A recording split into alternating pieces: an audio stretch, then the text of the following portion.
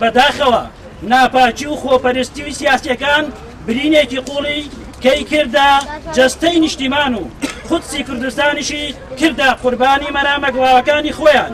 بۆیە لێرەوە وەک کوردستانیان داوا دەکەین: یەکەم، پێویستە تۆمەتبارانی ئەم ڕووداوە بە زووترین کات دەست لە کار پێشنەوە و دادگایی بکرێن، بە تایبەتی فەرماندەی گشتی هێزە چەکدارەکان. دووهەم، حکوومەت هەڵبوەشێتەوە و حکوومەتێکی تەکنۆکرات پێک بهێنرێت لە هەموو لایەنەکان لە ژێر چاودێرینەتەوە یەکگرتوەکان. سێیەم، ئامادەکاری تەواو بکرێت لە نزیکترین کاتدا هەڵبژاردنەکان ئەنجام بدرێت. چوارەم، پێویستە لە کەرکووک و ناوچە کێشە لەسەرەکان گیان و ماڵی هاوڵاتیان بپارێزرێت، نەکرێتە قوربانی ململانی سیاسیەکان.